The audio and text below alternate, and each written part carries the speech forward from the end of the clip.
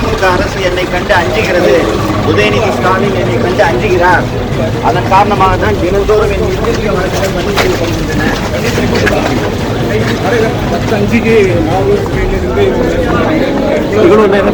ஏற்பட காரணம் என்ன?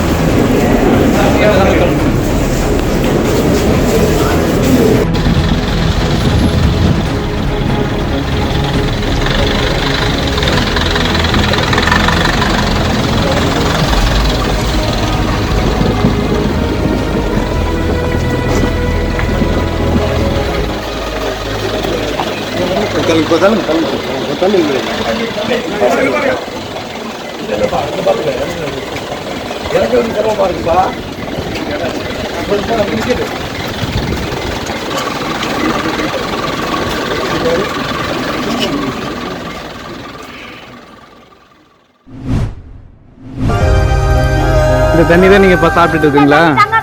இந்த தண்ணி தவிர இங்கும் தண்ணி இருக்காங்க. அடிபம்பு கிடையாது, நுனிப்பம்பு கிடையாது. இந்த தண்ணி தான் நாங்க சாப்பிடுறோம்.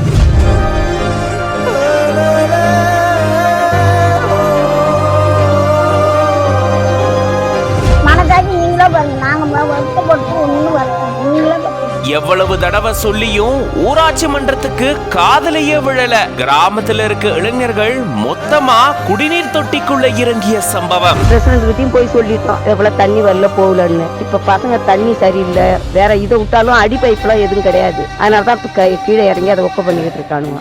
மஞ்சள் கலர் வரும், புடிச்சு துணியை வச்சு இழுத்து வச்சோம்னா அப்படியே ஆடையா உள்ள இருக்கும். இனி அதிகாரிகளை நம்பி பிரயோஜனம் இல்லைன்னு சொல்லி தன் கையே தனக்கு உதவின்னு சொல்ற மாதிரி கிராமமா சேர்ந்து எடுத்த முடிவு. மயிலாடுதுறை மாவட்டம் சீர்காழி அடுத்திருக்கக்கூடிய காத்திருப்பு ஊராட்சி பகுதியில 100க்கும் மேற்பட்ட குடும்பங்கள் வசிச்சுட்டு வராங்க. இங்க நிலத்தடி நீர் உப்பா இருக்கக்கூடிய நிலையில குடிநீர் தொட்டி மூலமா தான் விநியோகிக்கப்படக்கூடிய குடிநீரை மக்கள் பயன்படுத்திட்டு வராங்க. இங்க இருக்கக்கூடிய மேல்நிலை நீர்த்தேக்க தொட்டி கட்டி முடிச்சு 25 ஆண்டுகள் ஆயிடுச்சு. ஆனா இந்த மேல்நிலை நீர்த்தேக்க தொட்டி உரிய பராமரிப்பு இல்லாம இருக்கு. இதன் காரணமா இதுல இருந்து வரக்கூடிய தண்ணீர் பாத்தீங்கன்னா சேறு நிறத்துல இருக்கிறதா சொல்லப்படுது. சேறு மாதிரி தண்ணீர் வரதுனால மக்கள் இத குடிக்க முடியாத நிலைக்கு தள்ளப்பட்டிருக்காங்க. இதனால குடிநீருக்காக மக்கள் ரொம்பவே கஷ்டப்பட்டுட்டு வராங்க. மழை காலங்கள்ல தண்ணீர் எடுக்க முடியாத சூழலும் ஏற்பட்டிருந்திருக்கு. இதனால பள்ளி கல்லூரி போகக்கூடியவங்க, வேலைக்கு போகக்கூடியவங்க கூட தண்ணீருக்கு அலைஞ்சதுக்கு அப்புறமா ரொம்ப தாமதமா பள்ளி கல்லூரிகளுக்கு வேலைக்கு எல்லாமே போயிட்டு வராங்க.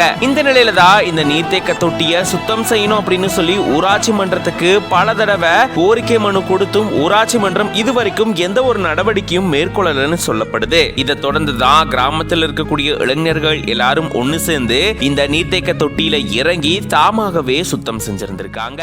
இது மட்டும் இல்லாம பல தடவை